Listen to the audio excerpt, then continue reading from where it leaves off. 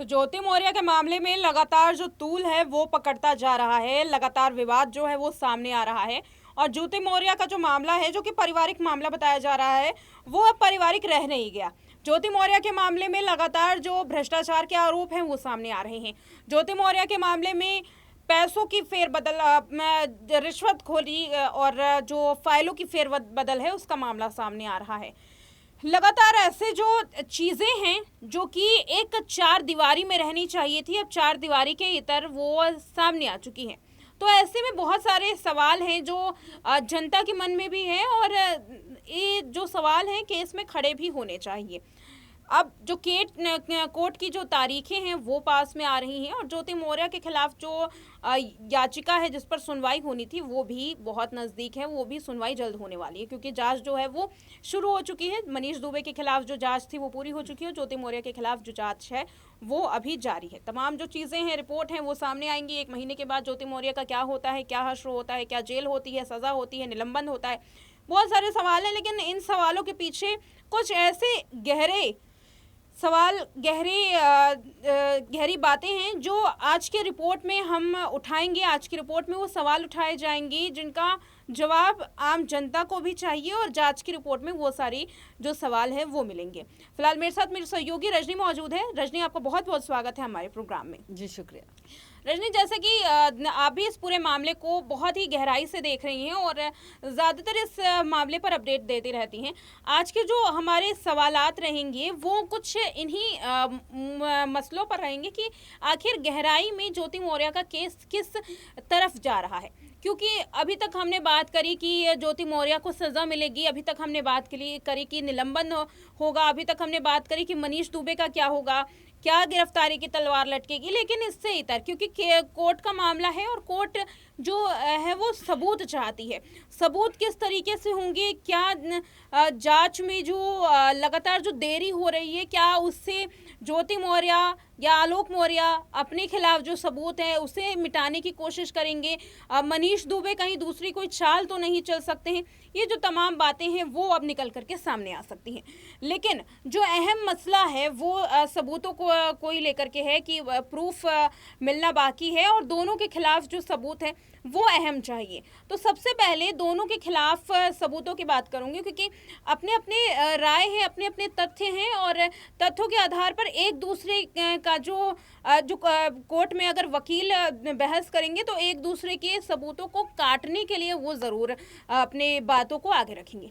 सबसे पहले तो सवाल ये रहेगा कि ज्योति मौर्य, जो कि बार बार ये दावा कर रही हैं कि मुझे प्रताड़ित किया गया है और मेरे ऊपर बहुत दबाव दिया गया था दहेज लेने का, या फिर यूँ कहें कि मानसिक तौर पर प्रताड़ित किया गया, धमकियां दी गई, इस पूरे मसले में अब ज्योति मौर्य कौन कौन से सबूत जो हैं वो कोर्ट में रख सकती हैं, क्योंकि अभी तक ज्योति मौर्य के सामने से कोई अहम सबूत जो है वो मीडिया में तो नहीं आए हैं।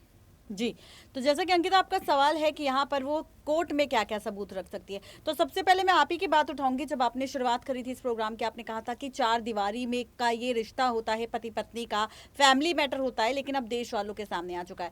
कहते हैं कि जब पति पत्नी का रिश्ता होता है वो चार दीवारी से शुरू होता है, लेकिन अगर झगड़ा होता है तो वो मोहल्ले तक बात जाती है। लेकिन यहाँ पर ज्योति मौर्य और आलोक मौर्य का जो मामला है वो मोहल्ले तक सीमित नहीं रहा, बल्कि देश भर में चर्चा का विषय बन चुका है। ऐसे में लोग नजर गड़ाकर इस मामले पर देख रहे हैं कि ज्योति मौर्य क्या कहती है, आलोक मौर्य का क्या बयान आता है, मनीष दुबे पर क्या कार्यवाही चल रही है। अब आपका जो सवाल है वो ये है कि अगर कोर्ट तक मामला जाता है तो कोर्ट में वो क्या सबूत पेश कर सकती है।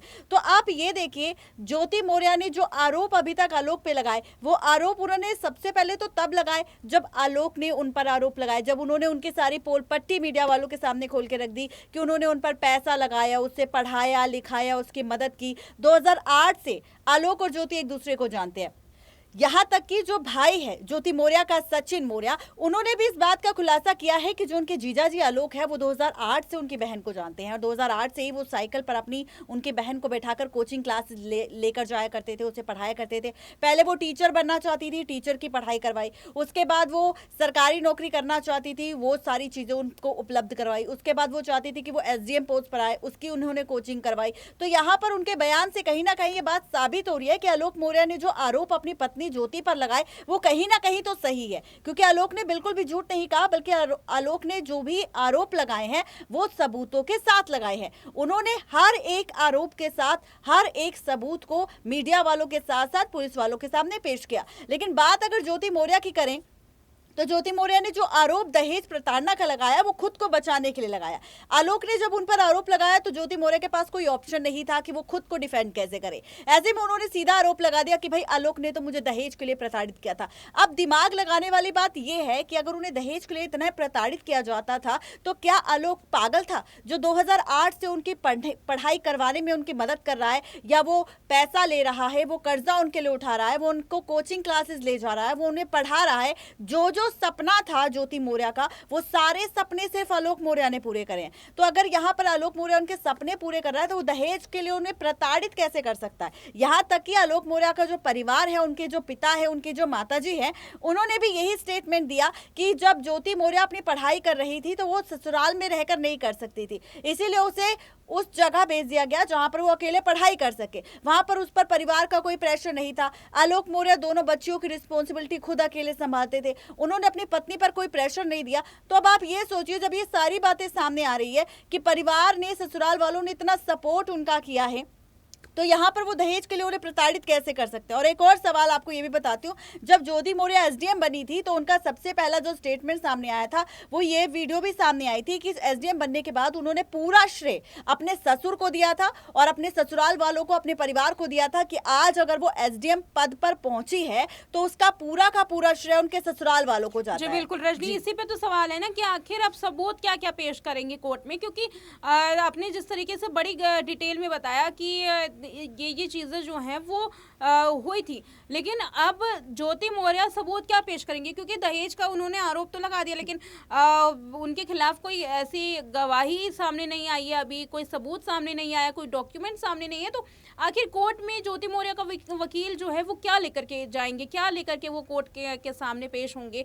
आलोक मौर्य के खिलाफ कुछ तो सबूत होने चाहिए ना। जी, यहाँ पर पहला सबूत तो होगा उनके शादी का कार्ड, जहाँ पर शादी का कार्ड इस वक्त काफी वायरल हुआ था जब ज्योति मौर्य के पिता पारसनाथ सामने आए थे और उन्होंने शादी का कार्ड दिखाया था कि शादी किस तरह से झूठ बोलकर, धोखाधड़ी देकर ज्योति के साथ की गई थी। और शादी के कार्ड में लिखा गया था कि वो पंचायत में कुछ बड़ी पोस्ट पर काम करते हैं। लेकिन यहाँ पर जो शादी का कार्ड सामने आया और आलोक से जब सवाल पूछा गया तो आलोक ने साफ तौर पर इनकार कर दिया था कि जो शादी का कार्ड वो इस वक्त दिखा रहे हैं वो झूठा है, क्योंकि ये शादी का कार्ड उन्होंने छपवाया ही नहीं। यानी कि यहाँ पर ये बात साबित हो रही है कि कहीं ना कहीं ज्योति मौर्य के पिता उनका साथ दे रहे हैं। अब सबसे पहले तो कोर्ट में अगर ये मामला जाता है तो वो शादी का कार्ड सबसे पहले पहुंचेगा कि भाई इन्होंने धोखा देकर उनसे शादी करी है। दूसरा बात, आपने जो बोला कि दहेज प्रताड़ना का आरोप लगाया, जब ज्योति मौर्य ने स्टेटमेंट दी थी कि उन पर दहेज प्रताड़ना हुई है, दहेज के लिए उन्हें कोसा जाता था, उन्हें मारा जाता था, पीटा जाता था और खूब सारा उन पर अत्याचार किया जाता था, तो आप ये सोचिए आलोक ने जो भी आरोप लगाया उन्होंने मीडिया वालों के सामने सबूत रख दिए। लेकिन ज्योति के पास ऐसा कोई सबूत है ही नहीं, तो वो पेश कैसे करेगी कि उनके दहेज के लिए प्रताड़ित किया जाता था, क्योंकि यहाँ पर तो उन्होंने सारी चीजें बता दी। यहाँ तक कि उनके भाई सचिन ने भी बोल दिया है कि यहाँ पर उनके जीजा जी कितनी मदद पढ़ाई के लिए करते थे। तो जब उनके पास कोई सबूत है ही नहीं कि वो दहेज के लिए प्रताड़ित करते थे, तो वो कैसे बोल सकती है कि यहाँ पर वो सबूत उनके पास है ही नहीं, तो वो कोर्ट में क्या पेश करेंगे। ठीक है, तो आपका कहने का मतलब है कि यहाँ पर जो सबूत है वो थोड़ी सी कमी दिखाई दे रही है। लेकिन इसी के साथ ये जो आपका जो बयान जो आपने बात बोली है उसको मैं थोड़ा सा आगे बढ़ाऊंगी, क्योंकि अगर कोर्ट में एकमात्र सबूत के साथ ज्योति मौर्य जाती है कि मेरा शादी का कार्ड देखिए, तो साफ तौर पर तो पहले जज जो हैं वो कार्ड को हटा देंगे कि किस बिना पर कि आप शादी का जो कार्ड है वो आप लेकर के आ रही हैं इतने साल बाद, जब एक आप आधिकारिक पद पर बैठ चुकी हैं। और दूसरी बात कि अगर आपको इतनी ही दिक्कत थी तो आप शादी तोड़ क्यों नहीं देती थी उस वक्त से। तो ये जो तमाम चीज़ें हैं वो ये दिखा रही है कि ज्योति मौर्य जो है वो कहीं ना कहीं से अब फंसती हुई नज़र तो आ रही है, क्योंकि सबूत उनके पास है नहीं। लेकिन बाकायदा क्योंकि यहाँ पर रजनी ने जिस तरीके से बताया कि परिवार उनका साथ दे रहा है, तो एक बात साफ हो सकती है कि परिवार के कुछ सदस्य हैं जो आस पड़ोस के लोग हैं, वो हो सकता है कि ज्योति के पक्ष में गवाही दे दें, लेकिन ऐसा थोड़ा सा मुश्किल होता हुआ नज़र भी आ रहा है, क्योंकि एक गवाही आमतौर पर अहम सबूत तो होती है, लेकिन फिर भी गवाही के साथ साथ कुछ और चीज़ें हैं जो दिखाई जाती हैं। मारपीट का जो आरोप लगाया जा रहा है कहीं ना कहीं से, उसके भी सबूत आपको देने होंगे। हाँ, शोभा मौर्य जो है वो एक बड़ा सबूत ज्योति मौर्य के पक्ष में हो सकती है कि शोभा मौर्य यहाँ पर बयान दे दे, लेकिन शोभा मौर्य का बयान क्या कोर्ट में मान्य होगा, क्योंकि शोभा मौर्य ने खुद ही अपने पति विनोद मौर्य पर केस जो है वो फाइल किया है। दोनों ने एक ही साथ किया, देवरानी जेठानी ने। अब इन देवरानी जेठानी की दो जोड़ी चलेगी नहीं चलेगी, कोर्ट में इनके बयान कैसे आएंगे, वकील किस तरीके से बोलेंगे, वकील के पास क्या क्या सबूत है, वो जो चीज़ें हैं वो बहुत ही कम नज़र आ रही हैं।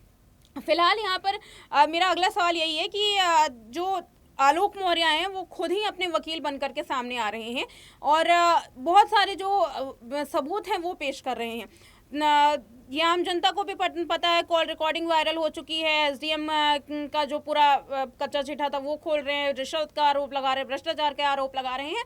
आमतौर पर ये देखा गया है, क्योंकि हमने अपने दर्शकों को बहुत सारे केसेस के इन्वेस्टिगेशन के बारे में बताया है, चाहे वो तनिषा शर्मा का केस हो, चाहे वो श्रद्धा वालकर का केस हो, चाहे वो सतीश कौशिक का केस हो, या फिर सुशांत सिंह राजपूत का केस हो। बहुत सारे केसेस जो है, वैशाली टक्कर का केस हो, तमाम केसों में जो सबूत है वो जल्दी जल्दी सामने नहीं लाया जाता है।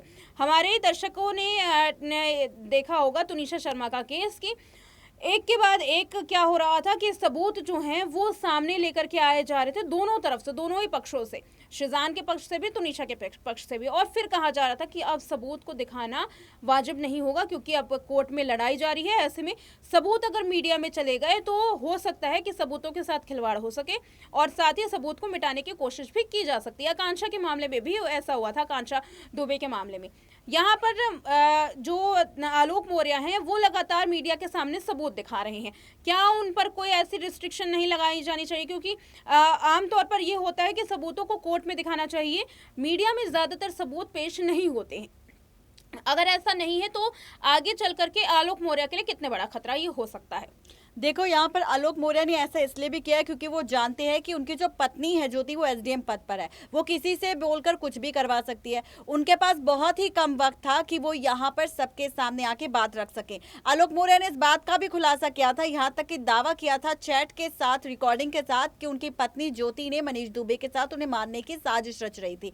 अगर वो अभी भी मीडिया वालों के सामने नहीं आते तो कहीं ना कहीं हो सकता है कि उनकी जान चली जाती, क्योंकि यहाँ पर दो बातें सामने आई थी कि यहाँ पर या तो वो उन्हें चूहे की दवाई देकर मारना चाहती थी, और दूसरी बात ये सामने आई थी कि वो उनका ट्रक से एक्सीडेंट करवाना चाहती थी। इसी के साथ आपको ये भी बता दें कि यहाँ पर आलोक मौर्य बहुत गरीब घर से आते हैं, बहुत ही गरीबी तबके से आते हैं। उनकी इतनी सैलरी नहीं है कि वो किसी वकील को हायर कर सके, इसलिए उन्होंने फैसला लिया है कि वो वकील बनकर खुद आएंगे। यहाँ पर इसके पीछे की वजह ये भी है अंकिता कि यहाँ पर एक तो पैसा नहीं है उनके पास, दूसरा ये कि उनकी पत्नी एसडीएम पोस्ट पर है, वो वकीलों को खरीद सकती है। वकीलों को अगर उन्होंने हायर कर भी लिया किसी भी तरह, तो हो सकता है कि वकील ज्योति मौर्य के कहने पर उनके सबूतों को गायब कर दे या सबूतों के साथ छेड़छाड़ करे, इसलिए वो रिस्क नहीं लेना चाहते। इसलिए उन्होंने फैसला लिया कि अगर कोर्ट में वो जाएंगे तो खुद वकील बनेंगे और खुद सबूतों को सामने लेकर आएंगे। और उन्होंने ये सबूत भी मीडिया वालों को सामने इसलिए दिखाया ताकि इन सबूतों को मिटाया ना जा सके, क्योंकि यहाँ पर ज्योति और मनीष इतने ज्यादा शातिर और चालाक है कि यहाँ पर वो अपनी पोस्ट का, अपने पद का फायदा उठा सकते हैं और यहाँ पर आलोक मौर्य के पास जो सबूत है वो गायब करवा सकते हैं। अब उनके पास ये जो ऑप्शन था वो खत्म हो चुका है, अब सबूत सबके सामने आ चुके हैं। अब कोर्ट में वो आराम से इन सबूतों को पेश कर सकते हैं खुद वकील बनकर। जी बिल्कुल, और अब उम्मीद ये जताई जा सकती है कि प्रशासन जिस तरीके से वकील जो मुहैया करवाता है वो आलोक मौर्य को भी मुहैया जो है वो करवाए। और ये भी उम्मीद जताई जा रही है कि आलोक मौर्य के पक्ष में अगर कोई वकील आता है तो शायद उनके लिए भी बहुत अच्छा होगा और शायद समाज के लिए भी एक अच्छा जो एक कह सकते हैं संदेश मिलेगा। लेकिन अब जो अगला सवाल मेरा यही रहेगा रजनी कि ठीक है, पारिवारिक बात जो है वो तो लोगों के सामने आ गई है, लेकिन आपने शुरुआती दौर में कहा कि ज्योति मौर्य को क्योंकि वो पढ़ नहीं पा रही थी उन्हें अलग ले जा करके पढ़ाया गया। फिर उसके बाद ज्योति मौर्य जब एसडीएम बन गई कि उनके बाद भी बहुत सारी जो चीज़ें हैं वो हुई हैं। लेकिन एक एसडीएम का पद जब होता है, आप ऑफिस में अपना काम करते हैं, चाहे आप रिश्वत लेते हैं, आप फाइलों की जो फेरबदल है वो करते हैं, भ्रष्टाचार जो भी है वो करते हैं, लेकिन इसकी जानकारी आखिर आलोक मौर्य को कैसे हो जाती है? क्योंकि अगर भ्रष्टाचार कोई इंसान करेगा तो वो अपने परिवार से भी छुपा करके रखेगा, और अगर परिवार से छुपा करके रखेगा तो आलोक मौर्य को कैसे पता चला? क्या कहीं आपको लग रहा है कि आलोक मौर्य पर इस तरीके के सवाल जो है वो उठ सकते हैं। और साथ ही 50-50 लाख रुपए मांगने की जो बात ज्योति मौर्य ने की थी, वो तमाम चीज़ों को लेकर के क्या अब आलोक मौर्य फंसते हुए नजर आएंगे? देखो, यहाँ पर दो चीजें हो सकती है। आलोक मौर्य फंस भी सकते और नहीं भी फंस सकते। नहीं किस लिए फंस सकते, वजह यह है कि जब आलोक मौर्य ने इस बात का खुलासा किया था कि उन्होंने 2020 में अपनी पत्नी को रंगे हाथों मनीष दुबे के साथ लखनऊ के होटल में पकड़ा था, तब जाकर उन्हें पता चला था कि उनकी पत्नी का एक्स्ट्रा मैरिटल अफेयर चल रहा है। और अंकिता, ये बात आप अच्छे से जानते हैं कि जब हम किसी इंसान के साथ में रहते हैं, जो हमारे पति या पत्नी जो भी होता है उसके साथ जब हम रहते हैं, तो हमें उसकी आदतों के बारे में अच्छे से पता होता है। अब उनकी पत्नी उनके साथ 24/7 उनके साथ घर पर रहती थी। वो क्या कर रही है, कहाँ जा रही है, क्या नहीं कर रही है, ये सारी चीजें सामने आ रही थी। यहाँ तक कि आलोक ने ये भी कहा कि जैसे ही वो एसडीएम बनी उसके बाद उनका जो रवैया था वो बदल गया था। पति पत्नी वाला रिश्ता उनका पूरी तरह से खत्म हो गया था। अब इसका जो पीछे की जो वजह थी, आलोक ये जानना चाहते थे कि आखिर ये बदलाव उनकी पत्नी में क्यों आया। इसीलिए उन्होंने अपनी पत्नी पर हो सकता है नजर रखी हो, और जब उन्होंने नजर रखी तो धीरे धीरे चीजें उनके सामने आई कि उनका आलोक के मनीष दुबे के साथ एक्स्ट्रा मैरिटल अफेयर चल रहा है। उन्होंने उनके कागजात भी छाने होंगे, उनके बैग की छानबीन की होगी कि वो किसी से रिश्वत ले रही है या नहीं ले रही है।